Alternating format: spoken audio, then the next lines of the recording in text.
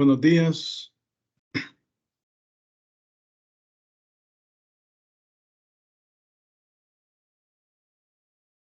Buenos días, licenciado. Buenos días a todos.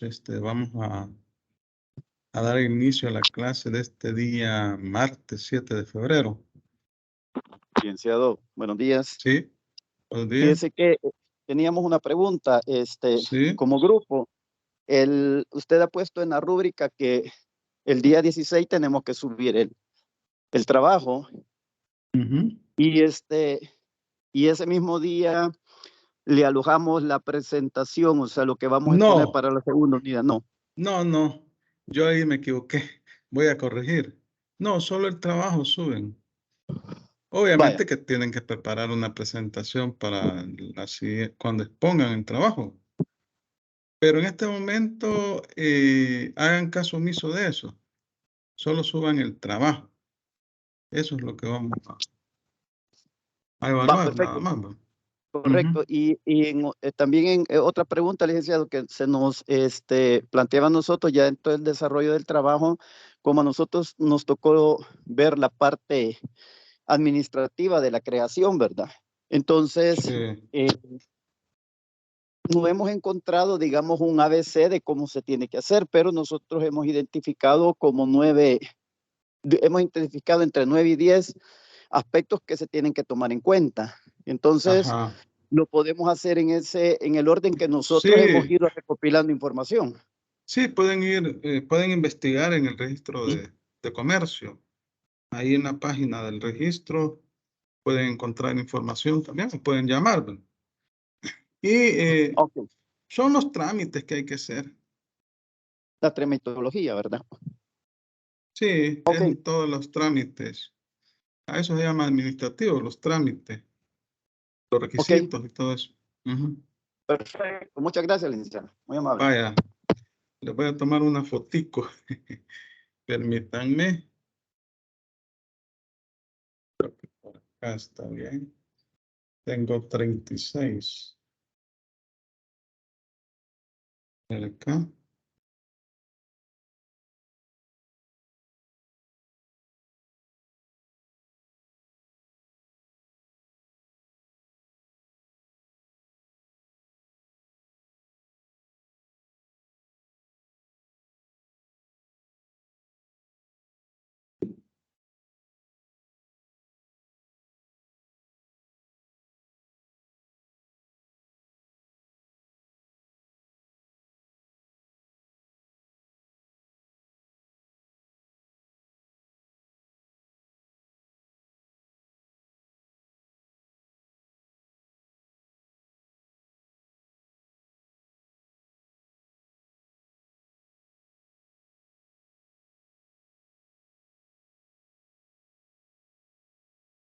Vaya, ya reporté.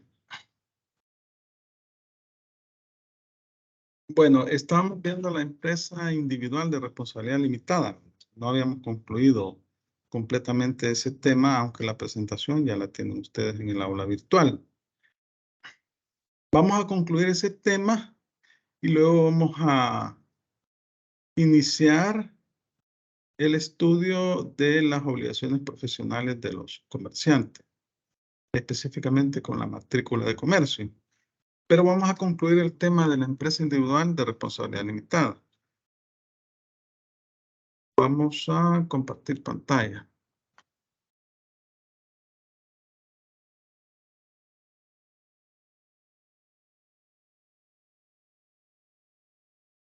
¿Sí? Habíamos dicho que este tipo de empresa,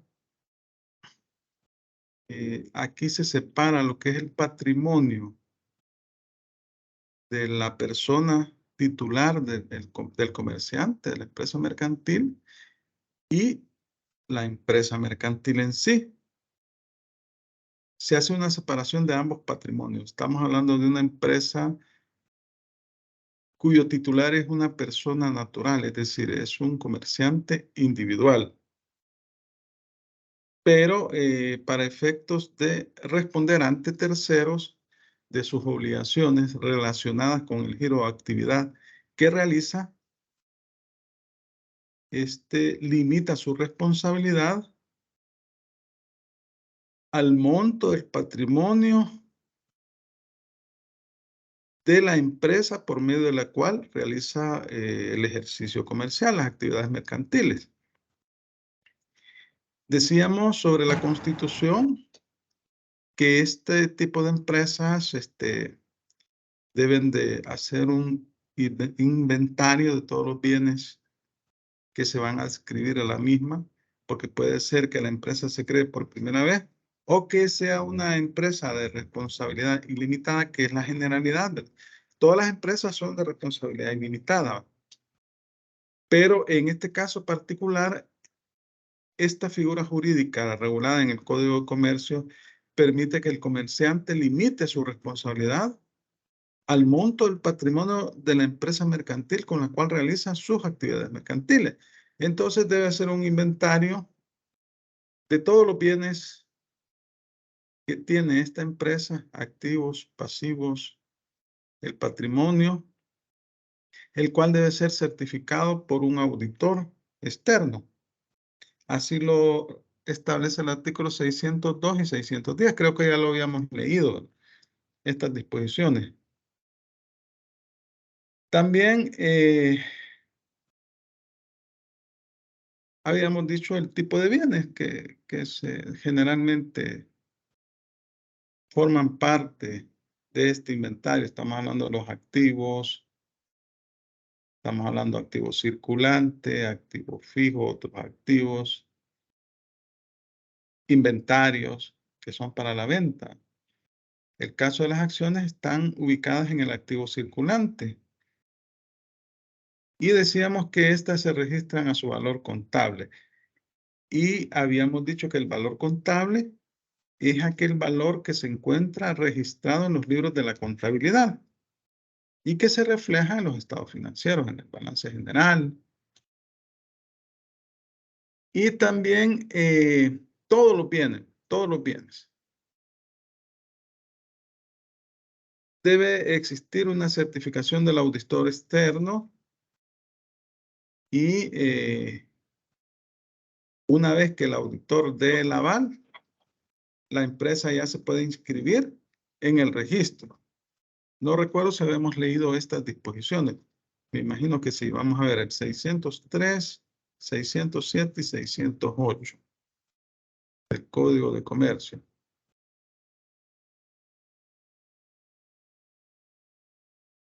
Veamos.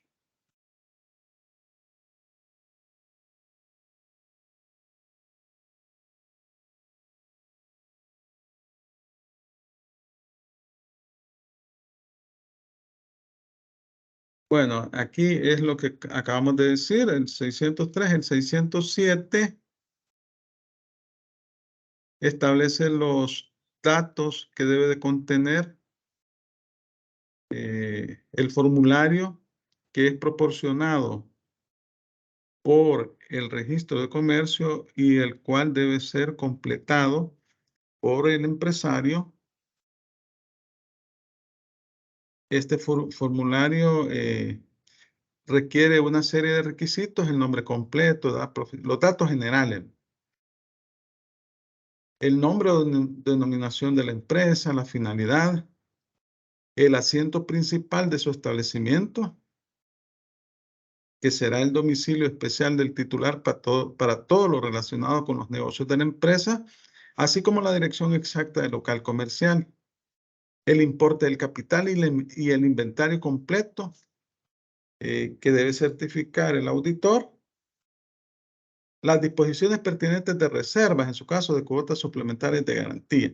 Acuérdense que las sociedades tienen una reserva legal, anda entre el 7% y 5%, 7% las de capital, el 5% las de personas, la de responsabilidad limitada creo que es 7% también, pero hay otro tipo de reservas que se establecen en las empresas. Tenemos las reservas laborales para cubrir cualquier eventualidad relacionada con los trabajadores, para pago de indemnizaciones, etcétera. Entonces, este tipo de reservas también las debe de tener la empresa individual de responsabilidad limitada. Y este formulario que es entregado por el registro de comercio se debe de inscribir en dicha oficina. Si no se inscribe, entonces será una empresa de responsabilidad ilimitada. Entonces, el registro de comercio establece el artículo 608 que mensualmente debe de remitir a la Superintendencia de Sociedades y Empresas Mercantiles, que es la oficina que ejerce la vigilancia del Estado, la nómina de inscripción de los formularios con la información correspondiente. Para eso ya lo habíamos platicado. Veamos el capital. También habíamos dicho que el capital de la empresa individual de responsabilidad limitada no se fija un límite mínimo. Antes yo les comentaba que sí existía un límite de 10,000 colones, pero después fue reformado el código y se quitó esa limitación. También decíamos que todo el dinero, eso lo establece el artículo 605, que el dinero en efectivo, los títulos, deben de depositarse en una institución bancaria. Y esta cuestión debe ser certificada por el auditor externo, es decir, que debe de verificar si efectivamente esa plata se encuentra en una institución bancaria. Y ahí con el formulario, ¿verdad? El formulario del banco, emitido por el banco, en el cual se establece que se encuentra depositado el dinero. Normalmente cuando son empresas, se abren cuentas corrientes y se emiten cheques, etcétera. Y habíamos hablado de la cancelación de los títulos, valores y la reivindicación, ¿verdad? Decíamos en aquellos casos en los cuales un cheque se pierde o se deteriora un documento de esto.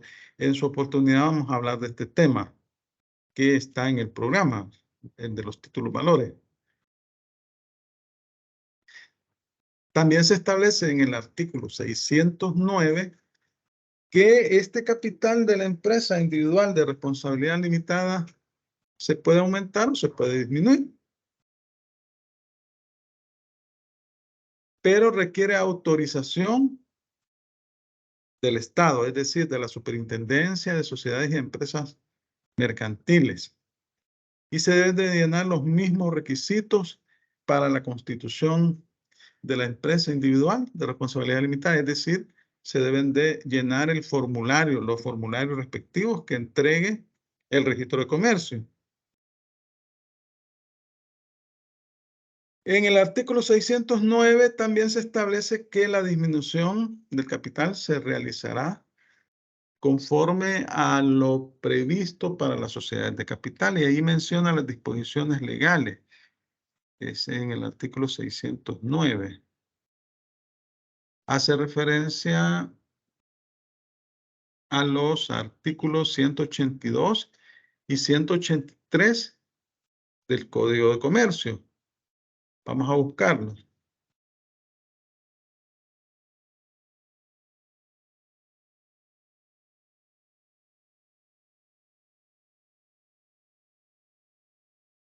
Esta está hablando de la disminución del capital que es aplicable a las sociedades anónimas.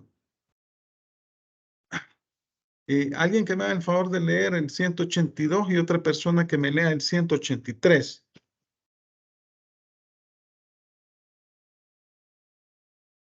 Artículo 182.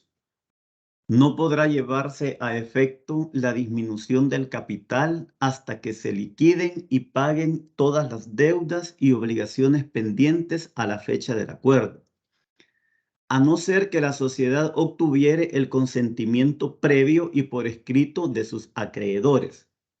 No obstante, los administradores podrán cumplir inmediatamente el acuerdo de disminución si el activo de la sociedad excediere del pasivo en el doble de la cantidad de la disminución acordada. En este caso, los acreedores de la sociedad podrán exigir el pago inmediato de sus créditos, aun cuando los plazos no se hubieran vencido.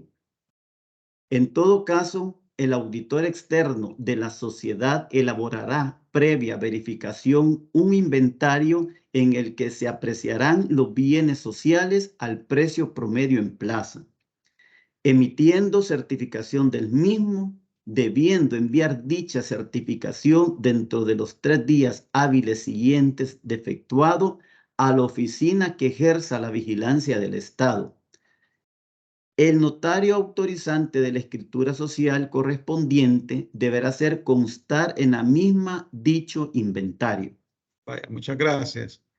Otra persona que me lea el 183, por favor. Buenos días. Buenos días. Artículo 183. Cumplidos todos los requisitos que establecen las disposiciones anteriores, se procederá a otorgar la escritura de disminución del capital social, la cual se inscribirá en el registro de comercio. La disminución del capital surtirá efecto a partir de la fecha de la inscripción. Vaya, muchas gracias. Como vemos en el caso de la empresa individual de responsabilidad limitada, se puede aumentar y disminuir el capital previa autorización del registro de comercio y se siguen los mismos requisitos que se le exigen a las sociedades de capital. Y debe de llenarse el mismo formulario o los formularios que entregue el registro para hacer el aumento o la disminución del capital.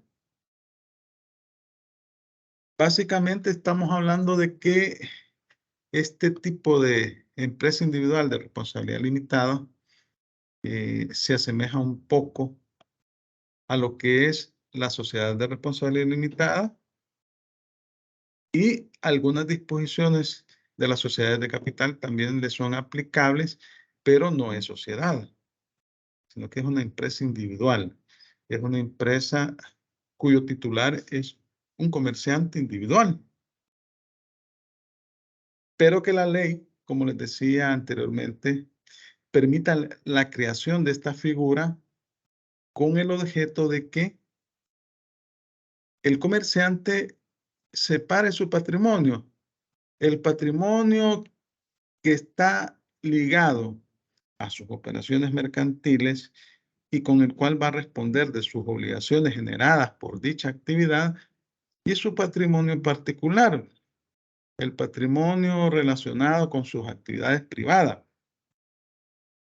Y hacíamos un símil en el caso del derecho sucesorio, ¿verdad? Cuando se acepta la herencia con beneficio de inventario o cuando se solicitan, los acreedores solicitan la separación de bienes. Los acreedores del causante, o sea, la persona que falleció dejó la herencia, para efectos de garantizar que se les pague primero a ellos y no a los acreedores de los herederos. Entonces, esto de la separación del capital, pues no es nuevo y se utiliza en otras áreas del derecho. Entonces, acá lo que se está haciendo es, mire, el empresario está diciendo, mire, yo tengo mi empresa, esos son mis gastos y estos son mis ingresos. Obviamente que no debe de relacionar o mezclar sus gastos personales o sus ingresos personales con los ingresos generados por su actividad empresarial. Algo así, un poco similar a lo que exige la declaración de renta. Pero esta solo le exige, en el caso del impuesto sobre la renta, solo exige esa separación en cuanto a los gastos, costos y gastos, ¿verdad? En cuanto a los ingresos, no, ¿verdad? Todos los ingresos que usted obtiene, ya sean que estén o no relacionados con su actividad empresarial están gravados con el impuesto sobre la renta, salvo las exenciones legales establecidas en el artículo 4 de la ley de renta. Vaya, la vigilancia y control también se sujeta a las mismas reglas establecidas en el caso de las sociedades de responsabilidad limitada y las sociedades anónimas. Por ejemplo, se le exige que publique sus balances al final del ejercicio. Bueno, sus estados financieros. Aquí estamos hablando de el balance general, el estado de resultados. Tiene la obligación de contratar un auditor interno, una auditoría interna,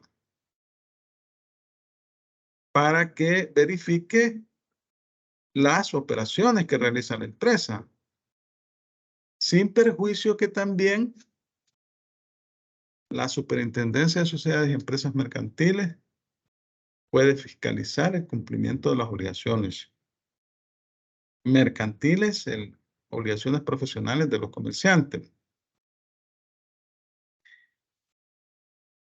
También establece que puede disponer de las utilidades que produzca la empresa al final del ejercicio y siempre que el balance las arroje. Como no es sociedad, es una empresa individual. Entonces, cuando tenemos una empresa individual, sea de responsabilidad limitada o ilimitada, las utilidades que pueda generar esta empresa que se reflejan en el balance general y en el estado de resultados, el comerciante, son propias del comerciante. Las puede utilizar para fines personales o invertirlas en el negocio. O una parte las invierte en el negocio y otra parte las utiliza para fines particulares. También se hace referencia a las reservas obligatorias, sobre todo la reserva para obligaciones laborales. Y se pueden crear una serie de reservas también. Eso lo establece el artículo 616 del Código de Comercio. Disculpe, me siento algo confundido. Usted dice que el auditor debe de ser interno. Sí, tiene un auditor externo y uno interno. Va a depender de cómo se llama, ¿Y el monto de estos sus dos? operaciones. Ajá, ¿y estos dos? Uno es empleado, el otro, el auditor interno. Las empresas tienen su auditoría interna. Estos son empleados del comerciante.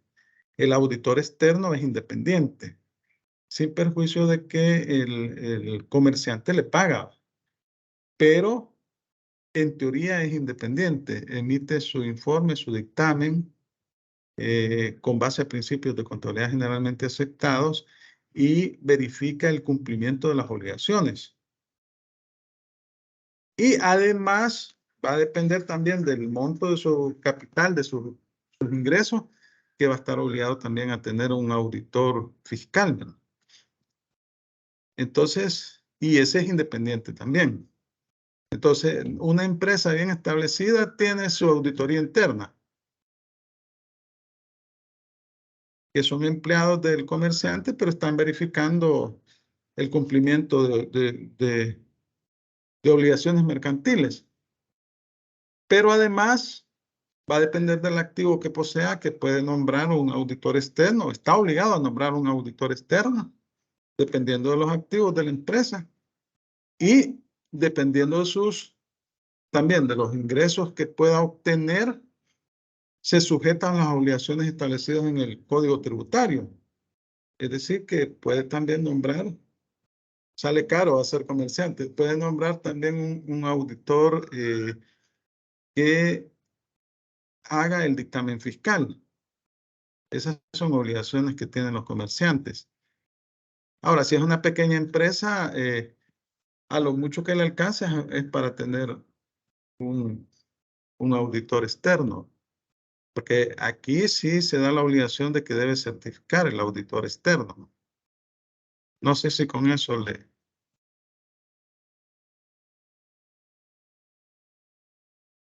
Sí, gracias, Lee.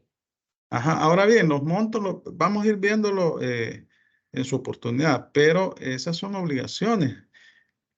Si usted tiene una empresa, mire, no solo tiene que pagar a sus empleados el salario mínimo, que es el límite legal, ¿verdad?, sino que debe pagar la cuota patronal, ¿verdad?, en concepto de IS, AFP. Debe de retenerles el impuesto sobre la renta. Debe de pagar o declarar pago a cuenta. Debe de inscribirse en IVA y pagar las declaraciones de IVA. Debe de pagar el impuesto sobre la renta. Esas son obligaciones indispensables que tiene un comerciante. Entonces, usted se dedica a actividades mercantiles, pero hay muchas obligaciones que debe de cumplir además. Ahí se incluiría también el AFP, me imagino. Sí, la AFP, pues sí, no le estaba diciendo que debe pagar la cuota patronal. En el caso de la AFP, hoy como incrementó un 1%, es 8.75 la cuota patronal. En el caso del Seguro Social es, quiero ver, 7.5 la cuota patronal. Y hay que mandar a pagar las planillas mensualmente, las planillas del Seguro Social y las planillas de las AFP. Y si no lo hace, puede caer hasta en delito. Si usted está reteniendo los tributos o los impuestos o las cotizaciones de seguridad social y no las está remitiendo, se queda usted con eso. Y para el INSAFORP también el 1% contribuye el patrón. Entonces, no es fácil ser comerciante. Hay muchas obligaciones que deben de cumplir, que están establecidas en la ley. Y bueno, estamos acá, ¿verdad? Luego también establecen los artículos 613 y 614. ¿Sí? ¿Alguien decía algo más ahí? Sí, buen día. Mire, Ajá. en el caso, fíjate que yo trabajo en una empresa que nos hacían un recálculo del impuesto sobre la renta 3 veces al año. Entonces, ya en diciembre nos hacían el último recálculo, ya junto con la aguinaldo y todo, ¿verdad? Y prácticamente siempre nos salía cero. Pero Sí. en el año 2019, al parecer hicieron un mal cálculo. Entonces, ¿cómo se llama? Todos los años íbamos saliendo a 0, 0, 0, 0, ¿verdad? Pero ese año parecía que la mayoría que teníamos que pagar 25 centavos, así, una variación mínima, ¿verdad? Pero fíjese que este año, al día de hacer la declaración, apareció una multa de $150 por esa variación de la cobra. ¿A Esa, quién? A la empresa. no, ¿cómo se llama? Nosotros como empleados, ¿Una en multa ese de cuánto dice? $150. Ajá. Esa multa en Eh, este caso, ¿quién tendría que pagar? no, mire, es raro, $150. Bueno, es un salario mínimo. Vaya, mire, esto del recálculo se hace 2 veces al año, se hace en junio y en diciembre. ¿Y por qué eso fue una reforma que se hicieron en las leyes tributarias? ¿Por qué se hizo? Y eso está en una tabla, en la tabla de retenciones mensual del impuesto sobre la renta. ¿Por qué se hizo ese recálculo? Para evitar que la gente pidiera devolución, es decir, lo que quería garantizar el Estado era que al final del ejercicio los asalariados quedaran a cero.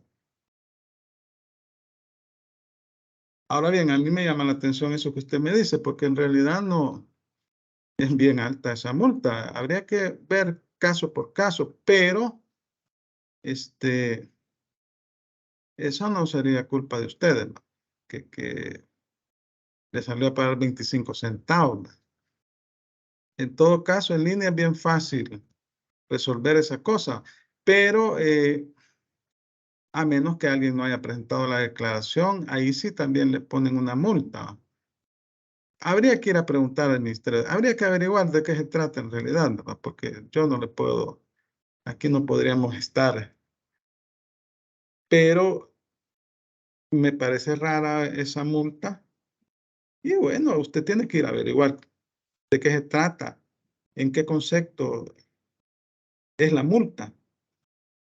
No me parece bien extraño que se pueda generar por 25 centavos, 125 de multa. Pero como le digo, las multas están establecidas en salarios mínimos. Habría que ver el caso en particular. Usted lo que debe hacer es ir al Ministerio de Hacienda y preguntar. Ahora bien, yo le puedo decir una cosa, usted puede recurrir pues esa multa. Tienen que notificársela, pues, o sea, nadie, ningún estudiante de derecho debe permitir que le vulneren sus derechos, valga la redundancia. Es decir, para que a mí me impongan una multa, la autoridad, en este caso, la Dirección General de Impuestos Internos, primero me deben de notificar un auto de fiscalización. Deben de nombrar un auditor, deben de llamarme y decir, mire, fíjese, deben de notificarme un informe, luego un auto de audiencia y apertura a prueba.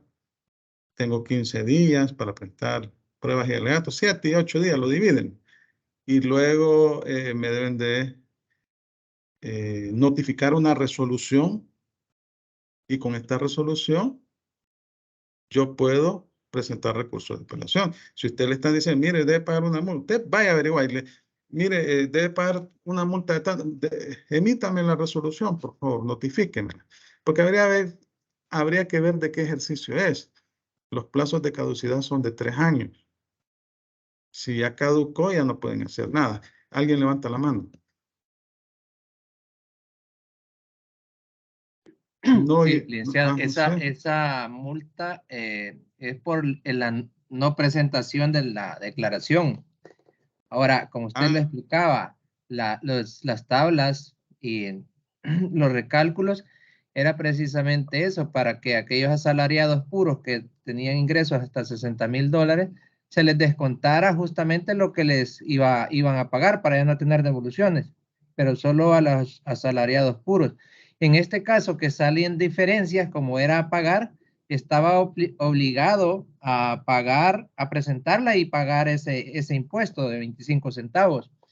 Y la multa es por no haber presentado la declaración. Ahora, si él va a hacer alguna trámite, compra de casa, algo así, le va a parecer insolvente en Hacienda y por esos 25 centavos incluso le puede llegar una notificación donde le dicen que tiene que presentarse, si no le van a aplicar el apremio. Como ahí solo genera los citatorios del sistema, no ve la cuantía, es decir, no ve que son montos insignificantes, pero sin embargo sí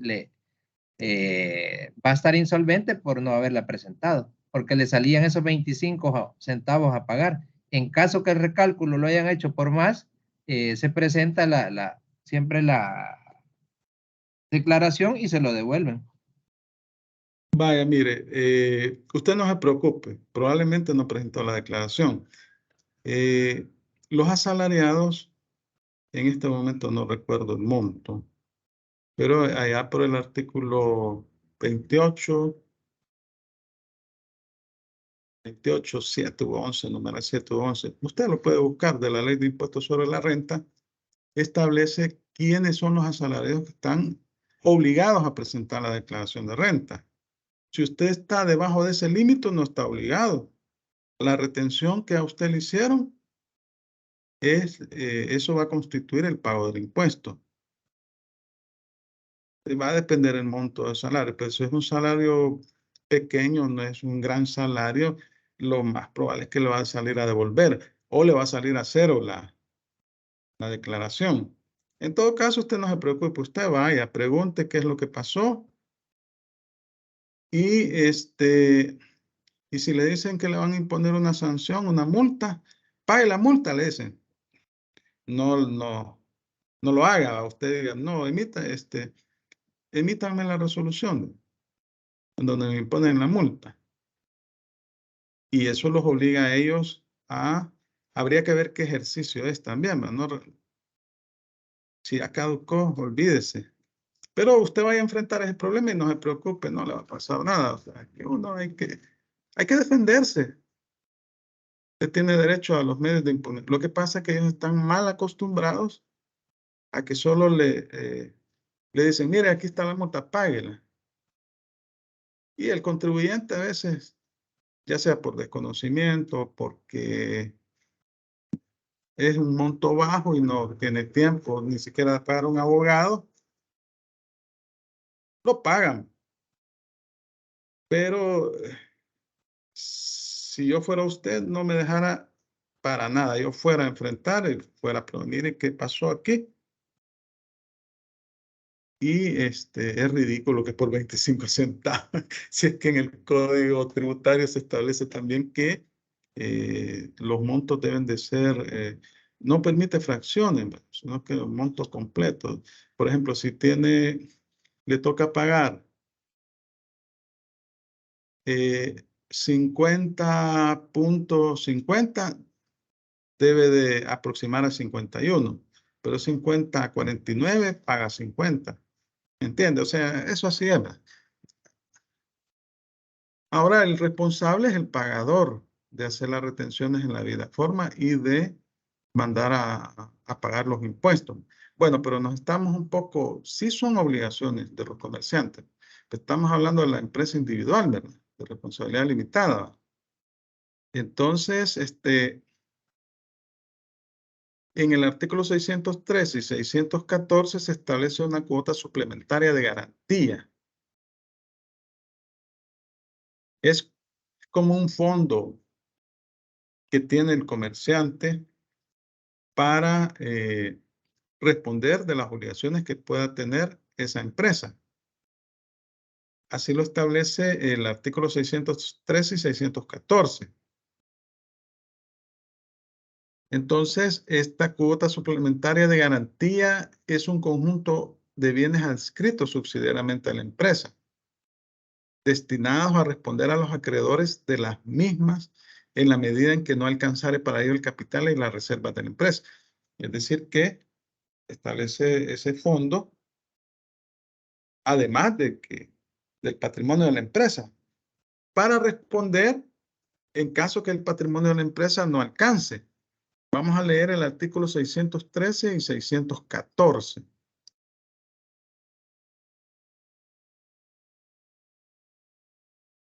Vaya, alguien que me lea el 613 y otra persona el 614. Le leo yo el 613. Hágame el favor. Dice, artículo 613. El titular de una empresa individual de responsabilidad limitada podrá constituir cuotas suplementarias de garantía, integrada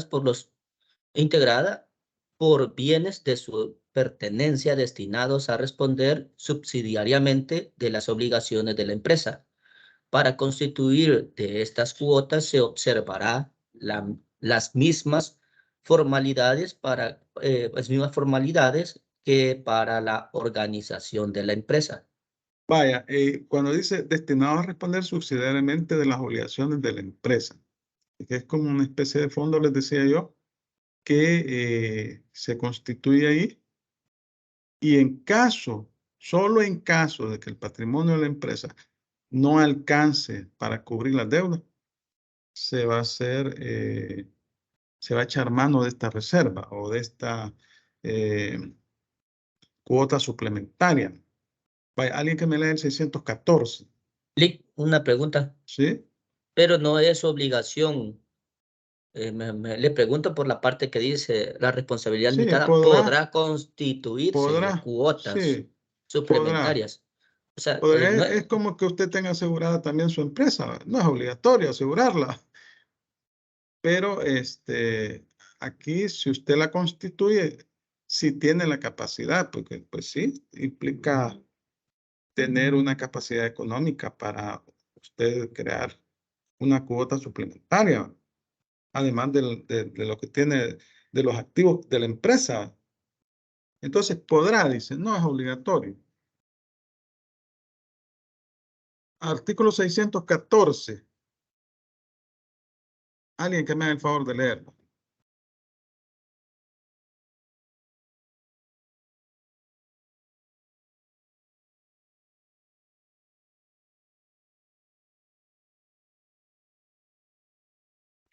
Cuando hubiere inmueble en el patrimonio de la empresa individual de responsabilidad limitada o en la cuota suplementaria de garantía, y así conste en los formularios de organización e inventarios de bienes respectivos, los traspasos de dicho inmueble a favor de la empresa deberá formalizarse por escritura pública conforme a las reglas del derecho común y se inscribirán en el registro de la propiedad raíz e hipoteca y se marginarán en las inscripciones originales.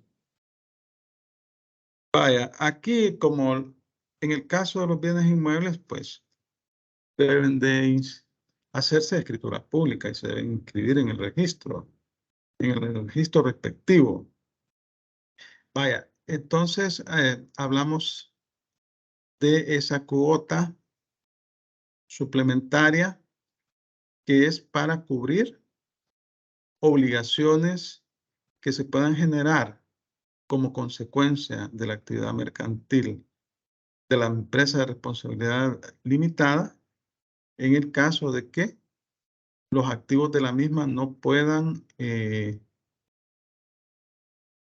responder o no alcancen para responder de las obligaciones que tiene con los acreedores. Ahora, ¿cuál es la garantía que tienen los acreedores de la empresa individual de responsabilidad limitada? Bueno, estos en primer lugar, el titular va a responder con el patrimonio de la empresa, porque se ha separado ese patrimonio. Luego, si ese patrimonio no alcanza y no tiene una cuota suplementaria, entonces sí, le van a afectar los bienes al titular, los bienes que pueda contraer fuera del giro de la empresa. Pero si la empresa alcanza para cubrir las obligaciones, o si no alcanza y tienen la cuota suplementaria, pues que no se preocupe de sus bienes. El problema es que no le alcancen los bienes. Ese es el problema. Entonces, en ese caso sí se va a ver afectado. Y bueno, vamos a ver.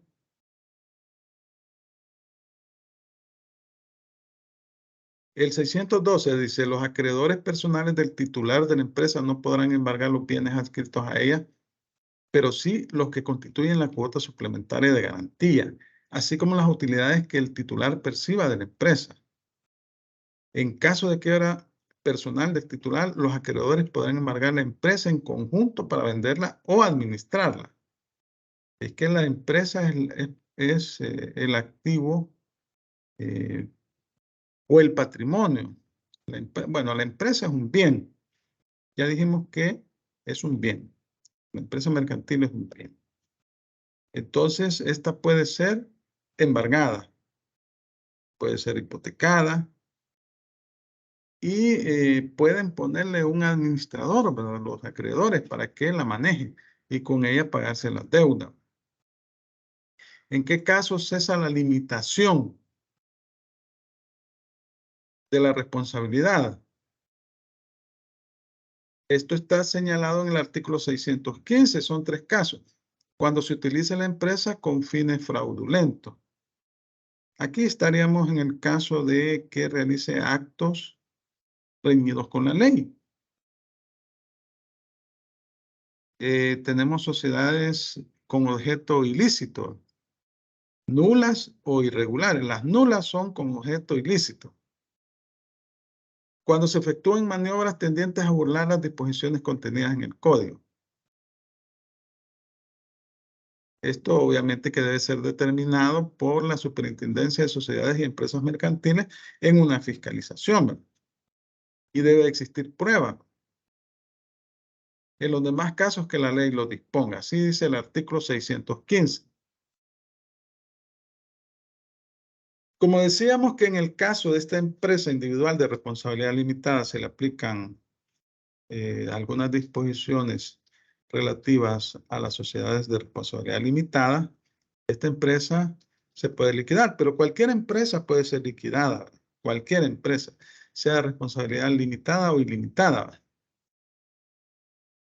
Entonces, la empresa de responsabilidad limitada puede ser liquidada de forma voluntaria. El titular puede decir, mire, yo ya no quiero dedicarme a esta actividad mercantil, no me está yendo bien. Puede liquidarla perfectamente. Y la liquidación la puede efectuar por sí mismo o puede nombrar un liquidador o un especialista. O puede ser liquidada de manera forzosa. La liquidación forzosa es la que ejecuta el juez a petición del Ministerio Público, o sea, de la Fiscalía General de la República. Y el liquidador en estos casos es nombrado por el juez. Ahora, el procedimiento de la liquidación se realizará de conformidad a lo regulado para las sociedades de capital. Tenemos los artículos 618, 619 y 620.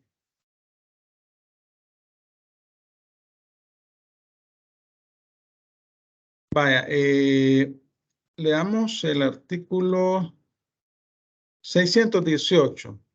Leamos el 618.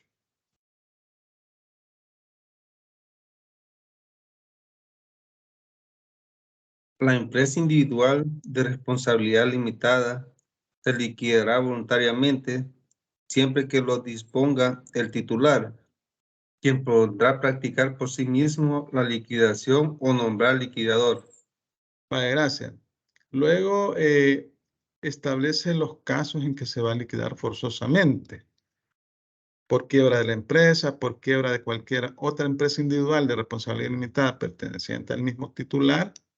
Es decir, que un titular, un comerciante individual, puede tener una o más empresas de responsabilidad limitada.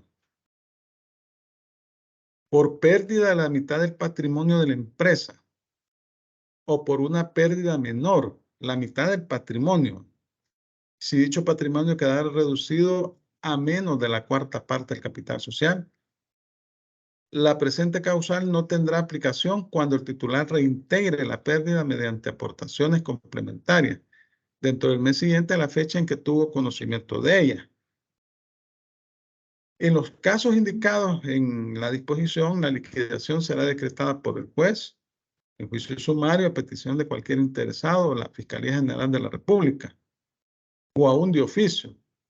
El liquidador será nombrado por el juez, quien le señalará el plazo para concluir la misma, el cual no podrá exceder del señalado en el artículo 326.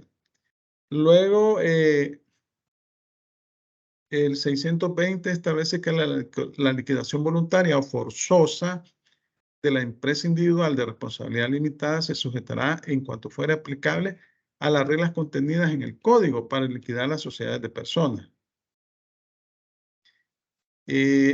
Acá en el inciso segundo hace referencia a las solvencias de impuestos, a las solvencias tributarias.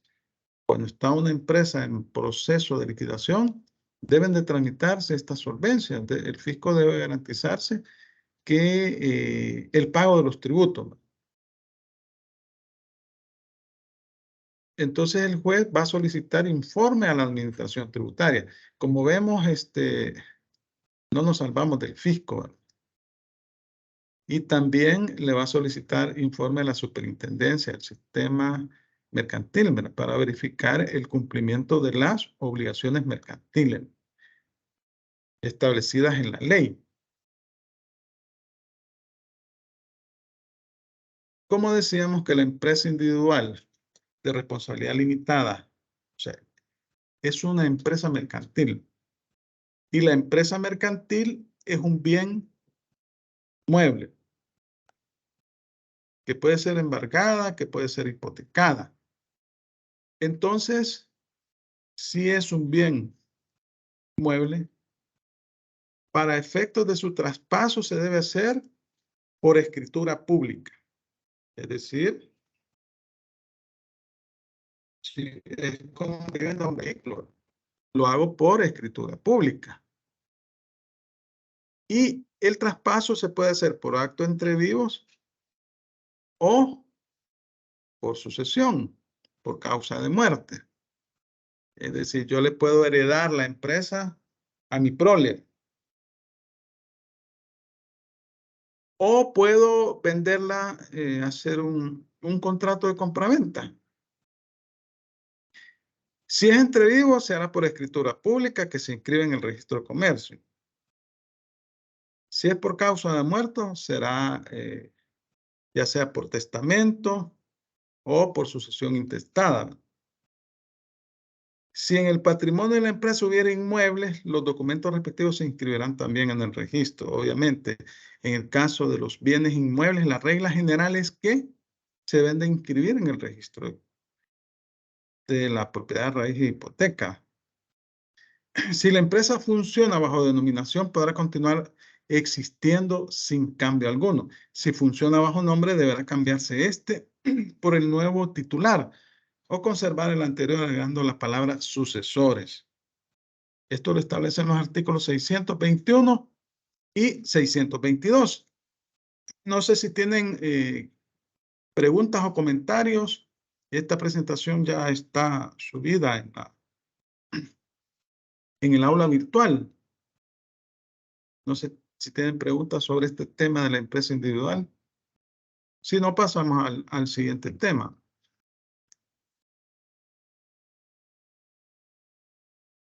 Bueno, entiendo que no. Vaya, tenemos una audiencia de 61 personas. Vaya, vamos a ver. Vamos a continuar con el otro tema. A partir del artículo 411 del Código de Comercio, se regulan las obligaciones profesionales de los comerciantes.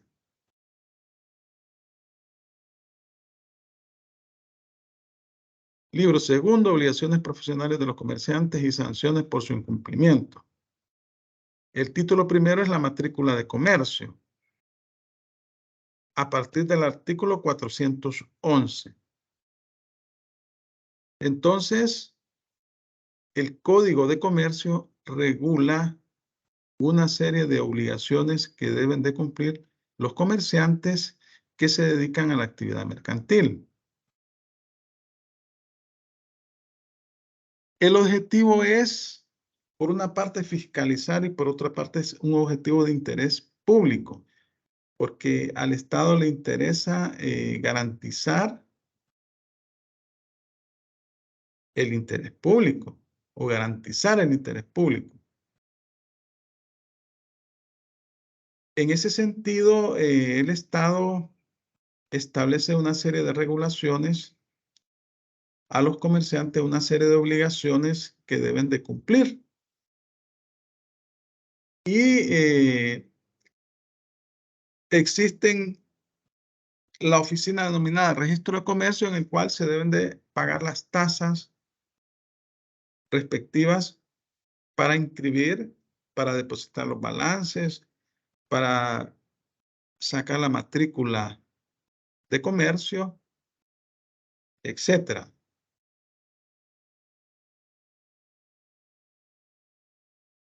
El Estado también tiene la oficina que ejerce la vigilancia, así dice el código, y es la Superintendencia de Sociedades y Empresas Mercantiles, que tiene auditores, personas especialistas que pueden llegar en cualquier momento a fiscalizar las operaciones mercantiles de los comerciantes individuales y de los comerciantes sociales.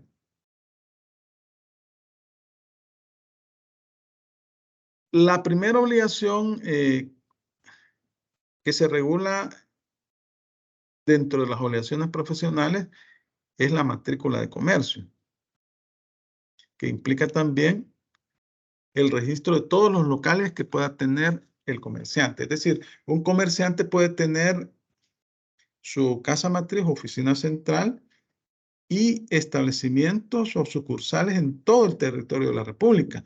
Y todos estos establecimientos deben de también registrarse en el registro de comercio.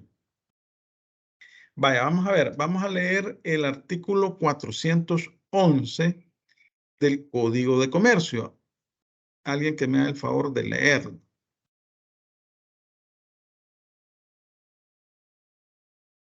Son obligaciones del comerciante individual y social. Numeral 1. Matricular su empresa mercantil y registrar sus respectivos locales, agencias o sucursales. Numeral 2. Llevar la contabilidad y la correspondencia en la forma prescrita por este código. Numeral 3. Depositar anualmente en el registro de comercio el balance general de su empresa, los estados de resultado, de cambio en el patrimonio correspondiente al mismo ejercicio del balance general, acompañado de dictamen de auditor y sus respectivos anexos, y cumplir con los demás requisitos de publicidad mercantil que la ley establece. Numeral 4. Realizar su actividad dentro de los límites de la libre competencia establecido en la ley, los usos mercantiles y las buenas costumbres, absteniéndose de toda competencia desleal. Vaya, gracias. Eso es lo que establece el artículo 411 del Código de Comercio. Entonces, la primera obligación es matricular su empresa mercantil y registrar los locales o agencias que pueda tener en todo el territorio nacional. La segunda obligación es llevar contabilidad. La contabilidad legal que deben de llevar todo comerciante. Eso implica en la contabilidad no es más que el registro de sus operaciones. Documentar todas sus operaciones mercantiles. Y para eso debe contratar un contador.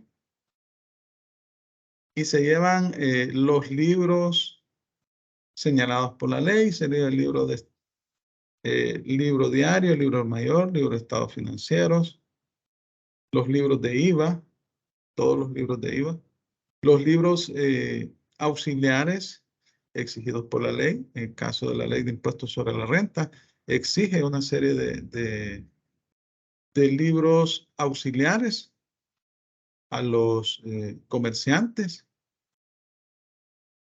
Y esta contabilidad es un registro histórico de todas las operaciones y queda reflejada en los estados financieros, ¿verdad? En el balance general, en el estado de resultados. Ahí el comerciante asienta todas sus operaciones y debe de llevar, en AMPO generalmente lo llevan, aunque hoy con la tecnología hay muchas empresas que la contabilidad la llevan en línea, es decir, todos los registros contables los llevan por la vía electrónica. Y igual, las auditorías ya las hacen también en línea por la vía electrónica. Y los archivos también. Hay ciertas empresas que tienen sus archivos en computadoras, tienen un registro electrónico de todos sus archivos. En PDF lo guardan y ya las leyes ya están adecuándose a este tipo de situación. Entonces hay comerciantes que pueden llevar la contabilidad, lleva sus soportes en registros electrónicos y los lleva en físico, en el plazo que señala la ley. Luego debe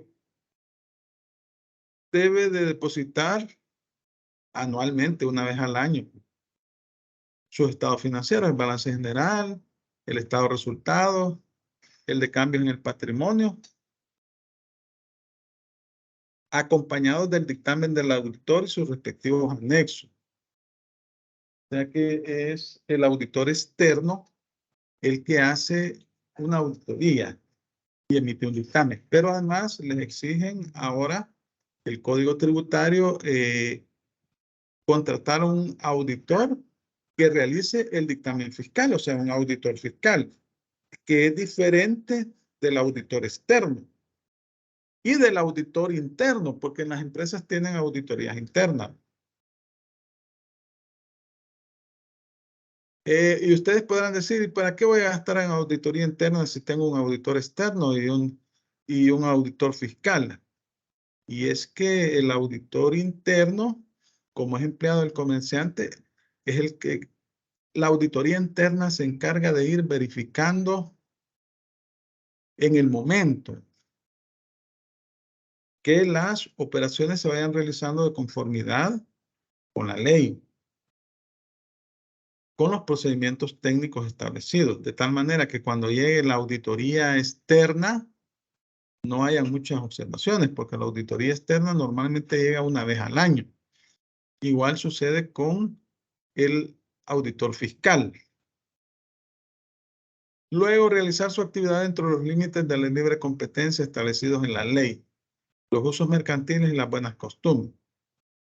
El código es severo en cuanto a la competencia desleal.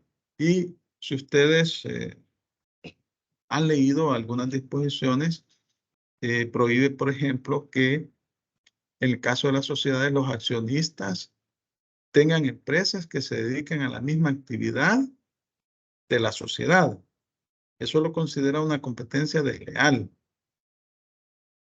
Entonces, es severo en cuanto a aquel tipo de actividades que puedan ser señaladas como competencia desleal. Entonces, partimos del artículo 411, donde señala cuáles son las obligaciones profesionales del comerciante. Así dice el título. Yo siempre la veo porque... Obligaciones profesionales de los comerciantes y sanciones por su incumplimiento. Libro segundo. El título primero es la matrícula. Y creo que alguien tiene ahí encendido el micrófono. Vende Flores.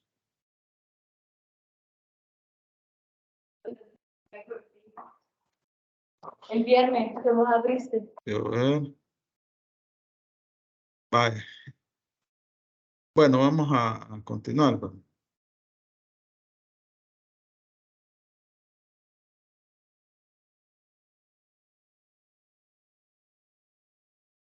Resulta que el registro de comercio es una oficina que tiene el Estado, que es dependiente del Centro Nacional de Registros. Y por medio de esta oficina se garantiza la publicidad formal de los actos y contratos mercantiles. Es en esta oficina que el comerciante debe de hacer una serie de trámites para inscribir su matrícula de comercio, depositar los balances generales, las patentes de invención, las marcas de comercio, los distintivos comerciales, los nombres comerciales, derechos reales sobre naves, derechos de autor y una serie de actos y contratos mercantiles establecidos en la misma ley. El registro de comercio tiene una ley, se llama Ley de Registro de Comercio. Vamos a leer algunas disposiciones de esta ley. La Ley del Registro de Comercio. Yo la tengo por aquí. Vamos a ver. En el artículo 1 se establecen algunos principios, ¿verdad? No los vamos a leer todos estos principios. Pero el objeto, el artículo 1 establece diciendo: el registro de comercio es una oficina administrativa dependiente del Centro Nacional de Registro, en la que se inscribirán matrículas de comercio, locales, agencias o sucursales, y los actos y contratos mercantiles, así como los documentos sujetos por la ley a esta formalidad. Asimismo, se depositarán en esta oficina los balances generales, estado de resultados y estado de cambios en el patrimonio, acompañados del dictamen del auditor y sus respectivos anexos. Con el fin de garantizar el fiel cumplimiento de la función registral, los registradores deberán observar en sus procedimientos el cumplimiento de los principios generales que rigen el derecho registral. Y aquí los menciona: principio de erogación, la sola presentación de documentos, buen principio de prioridad, trato sucesivo. Eso no lo vamos a ver porque no es el objeto de esta clase. Pero hay una materia que ustedes van a recibir, se llama derecho registral. Ahí van a ver todo lo que es la organización del registro. Vaya, vamos a ver. Vamos a leer los artículos 2, 3, 4 y 5 de esta ley. Vamos a comenzar leyendo esas disposiciones. Alguien que me haga el favor de leer el artículo 2.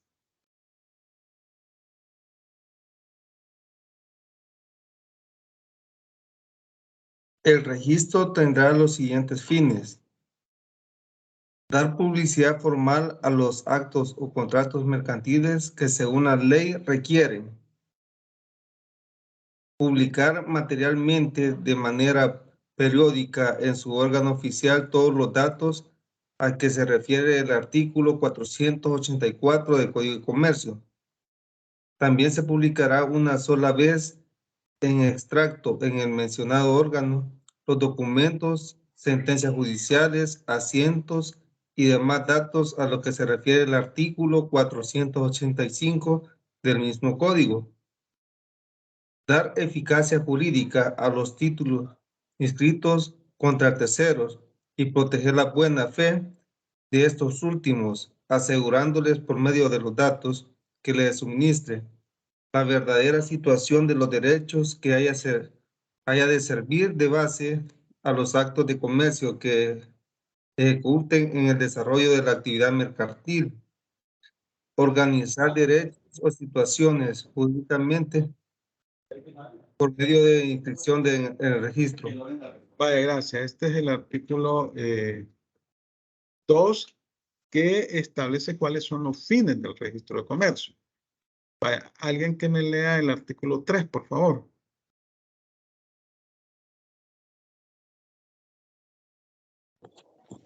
Artículo 3. Perdón. Sí, lea usted y el caballero que me lee el 4. Vale. El contenido de las inscripciones de registro se presume exacto, salvo las excepciones comprendidas en el artículo 463 del Código de Comercio. Pero la inexactitud por error o falsedad de los asientos no perjudicará los derechos que los terceros de buena fe hayan adquirido conforme a aquellos. Gracias. El artículo 4. Dice así: las inscripciones, expedientes y documentos que forman parte del registro son públicos. Cualquier persona tiene derecho a consultarlos y a pedir certificaciones de los mismos o en relación con ellos, en los términos establecidos por la ley.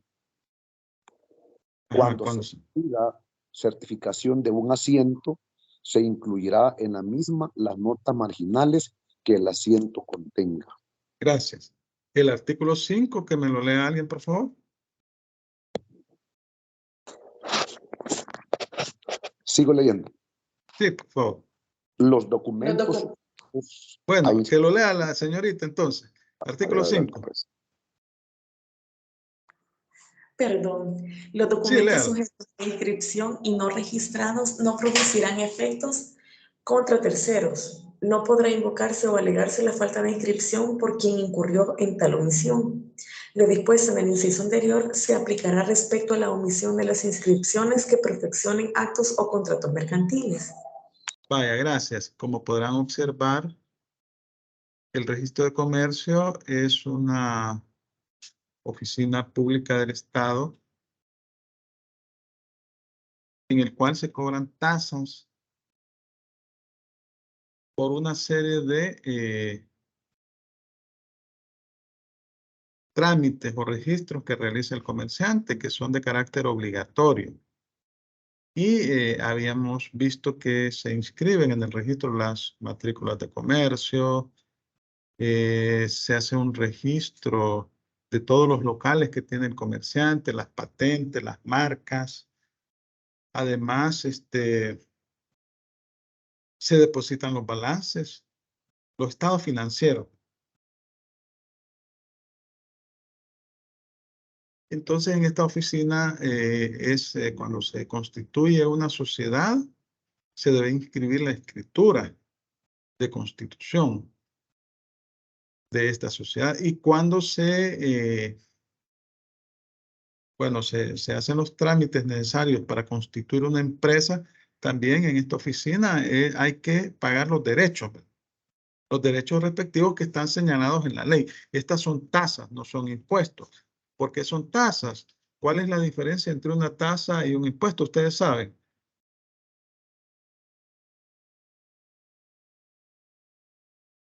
En lo personal, no le. Ajá. Vaya, miren. Una tasa tiene una contraprestación. Sí, Rivera García, Oliver, ¿qué decía? Sí, los impuestos no tienen una contraprestación. O sea, son sin ninguna contraprestación alguna. Y las tasas sí tienen esa particularidad que son por la prestación de algún servicio específico y que tienen el valor de la tasa. Eso es en que una se recibe algo y la otra no recibe nada específico. Vaya, como lo dice Oliver, las tasas se recibe una contraprestación por el ente público. En el caso de los municipios, ellos pueden cobrar tasas por medio de ordenanzas municipales.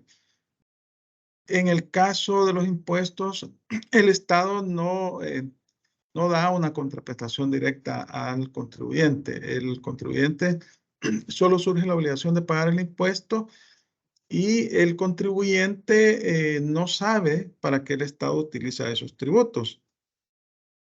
Obviamente que esos llegan al Fondo General de la Nación y el Estado los utiliza para cumplir con los fines de los mismos, del Estado, los fines de carácter público que tiene el Estado. Entonces, en el caso de estas tasas que cobra el registro de comercio es por un servicio que presta. Si yo voy a tramitar la matrícula, me está prestando ese servicio de entregarme esa matrícula. Si yo registro un establecimiento, me está prestando ese servicio. La contraprestación es el servicio que me presta, que está establecido en la ley. El requisito fundamental de las tasas es que deben estar establecidos en la ley. En el caso de las oficinas públicas, el órgano ejecutivo, el gobierno, legislativo, judicial. En el caso de las alcaldías, la misma Constitución permite que estos entes puedan crear tasas por medio de ordenanzas municipales, tasas y contribuciones especiales. Vaya, entonces, el registro cobra tasas. Por cada trámite que usted vaya a realizar, debe pagar un derecho. Esa es una tasa. Recibe una contraprestación. La matrícula de comercio se regula de los artículos 412 al 422 y hace referencia a la matrícula de empresa y la de los establecimientos mercantiles. Estas se deben de renovar una vez al año. Son permanentes. Y bueno, el registro lleva un control de estos documentos para efectos de controlar al comerciante, ¿verdad? Entonces, como son obligaciones profesionales de carácter mercantil, se rigen por la ley del registro de comercio y el reglamento. ¿Quién está obligado a pagarlas, a pagar estos derechos? Es el comerciante.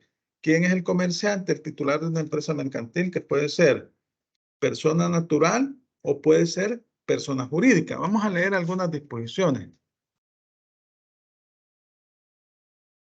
del Código de Comercio. Vamos a ver.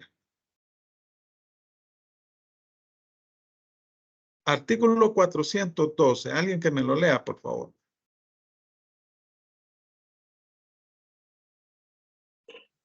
Las matrículas de comercio que regula el presente código es la de la empresa, que sería de carácter permanente, estará a cargo del registro de comercio y se llevarán registros especiales en cualquier forma que la técnica indique.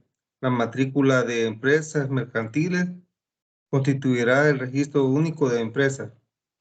Vaya, la matrícula de empresa mercantil constituirá el registro único de empresa. Vaya, entonces es una autorización que le da el Estado al comerciante para que pueda ejercer el comercio. Si no tiene esa autorización, no puede ejercer el comercio. Entonces vemos que la actividad mercantil está sujeta a una serie de requisitos legales. Y entonces el comerciante debe de cumplir con esta obligación si quiere ejercer el comercio, es decir, abrir un establecimiento al público y realizar actos de comercio en masa. Luego el artículo 414 establece el comerciante, aunque ejerza distintas actividades mercantiles, podrá desarrollarlas bajo una sola empresa. Pero si la empresa tuviera varios locales, agencias o sucursales, deberá registrar cada uno de ellos en el registro de comercio. El registro de estos establecimientos implica el pago de una tasa. Una tasa, vamos a ver el arancel en su oportunidad. ¿Cuánto se paga? Alguien que me lea el 415, por favor.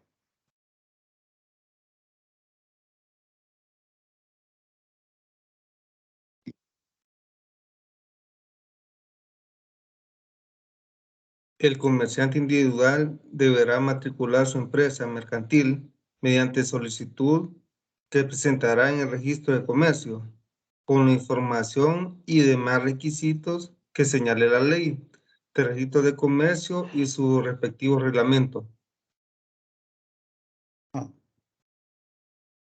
Inciso segundo.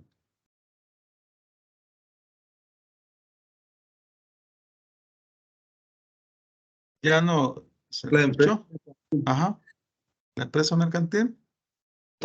De todo comerciante social se matriculará inmediatamente después de quedar inscrita su escritura de constitución en el registro de comercio, para lo cual deberá presentar a dicho registro conjuntamente con el pacto social constitutivo la solicitud correspondiente de conformidad a lo señalado en el inciso anterior. Vaya, gracias. ¿Cuál es la diferencia que ustedes ven en este caso particular entre el trámite de la matrícula de comercio del comerciante individual y el comerciante social?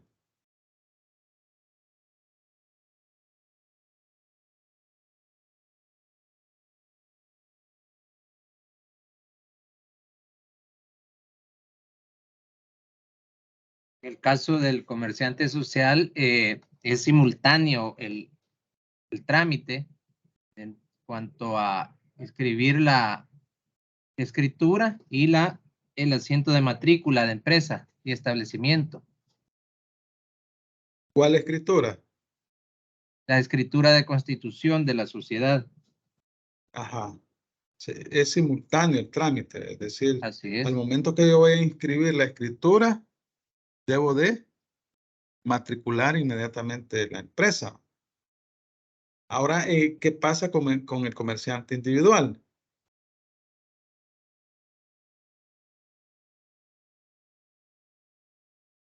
Eso como no tiene una escritura de constitución equivalente, solo hace el registro del... Debe de realizar el trámite, debe hacer la solicitud, llenar el formulario correspondiente en el registro para inscribir su empresa. Si decide hacer una empresa de responsabilidad limitada, una empresa individual de responsabilidad limitada, también deberá de inscribirla en el registro de comercio, como acabamos de platicar hace algunos instantes.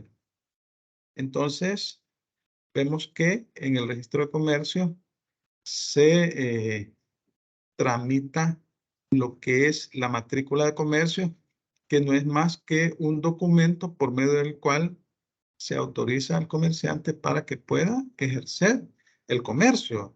Y además, si el comerciante abre varios locales o establecimientos o sucursales, debe de inscribirlos también. Debe de inscribirlos y pagar los derechos. Ahora bien, otra característica es que la matrícula, estos documentos se deben de renovar anualmente.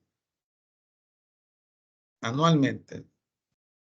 Una vez al año. Entonces es un documento o es un trámite de carácter obligatorio para todo los tipos de comerciante, individual o comerciante social.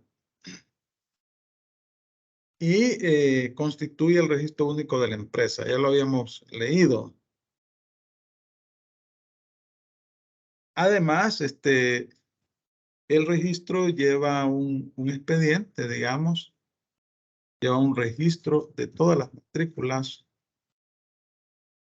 y de los registros de establecimientos de las empresas. Ya leímos las disposiciones del Código de Comercio. Hemos leído el 415. Bueno, el 416 establece que cumplidos los requisitos respectivos, el registrador de comercio ordenará que se asiente la matrícula y extenderá constancia a su titular para los efectos legales pertinentes. Un extracto del asiento de cada matrícula se publicará en el órgano oficial del registro de comercio para el solo efecto de información.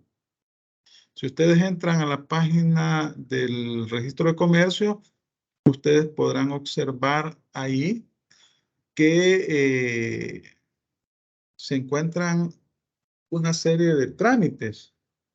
Y usted puede ver ahí cuáles son los requisitos para sacar la matrícula de comercio, cuál es la documentación requerida y puede ver cuántos son los derechos que usted va a pagar.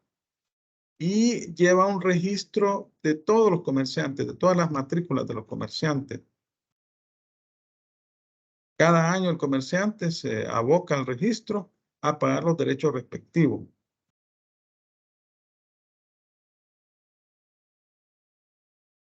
Aquí hay una situación interesante. Miren, los comerciantes industriales en pequeño, cuyo activo no exceda $12,000, no están sujetos al cumplimiento de la obligación de obtener matrícula de comercio. En el artículo 4, en el 15, establece que no están obligados a cumplir con las obligaciones profesionales establecidas en el artículo 411, solo con una deben de cumplir. ¿Cuál es? ¿Se recuerdan? Eso ya lo hemos leído. Cuando llevaron mercantil 1, lo tuvieron que haber leído. La competencia leal. Ajá. Debe de, no debe de realizar competencia desleal. Entonces, el arancel, en donde están establecidos los derechos que se van a pagar, esto se encuentra establecido en el artículo 63 de la ley del registro de comercio. Bueno, aquí, pues, como decimos, la matrícula de establecimiento se entiende que está incorporada a la matrícula de empresa mercantil. Cuando es persona, cuando es comerciante individual, puede tener varios negocios y utiliza la misma matrícula. Igual sucede con la sociedad, ¿verdad? La sociedad, hay sociedades que tienen diferentes establecimientos y que venden diferentes tipos de cosas, ¿verdad? Por ejemplo, los supermercados, el Walmart y ¿cuál es el otro que está también Operadora del Sur?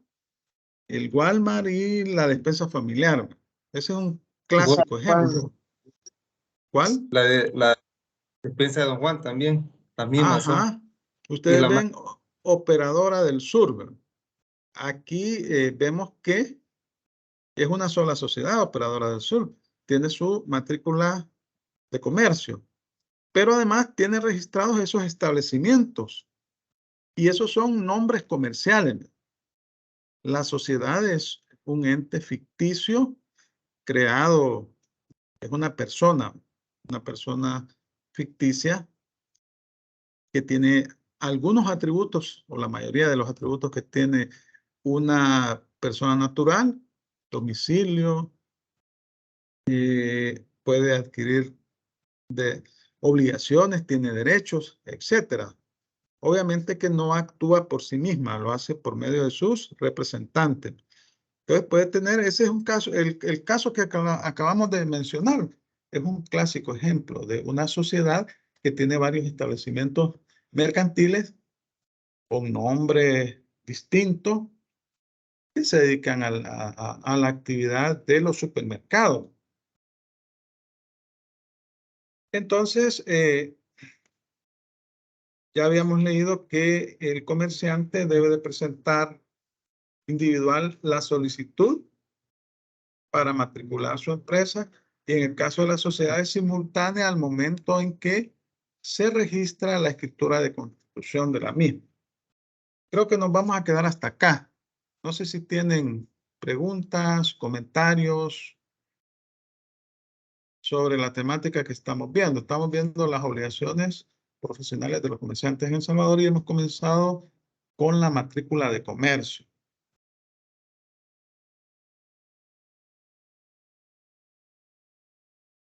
Bueno, si no tienen consultas, vamos a dar por concluida la clase en este momento. Les deseo que pasen un feliz día, bendiciones y nos vemos el próximo jueves. ¿Sí? Disculpe las molestias y disculpe la intermisión. Tenía una duda, no sé si me lo podía solventar. En sí no es sobre la temática que estamos viendo, porque lo estoy comprendiendo bastante bien, pero mi pregunta va referente a que si su parcial, no sé si le han avisado a las autoridades de qué manera se va a realizar. No, aún no, fíjese, aún no, pero ustedes estén preparados. El que es perico, ¿dónde quiere? Verde, dice. Fíjese que todavía no nos han dicho nada. Una vez que nos giren instrucciones, inmediatamente yo se las hago saber. Pero ustedes no se preocupen. De acuerdo, licenciado, muchísimas gracias, muy amable y que pase un feliz día y bendiciones. Gracias a todos. Les deseo un feliz día, que todo les salga bien y nos vemos el jueves. De acuerdo, Lick. Bueno, perfecto.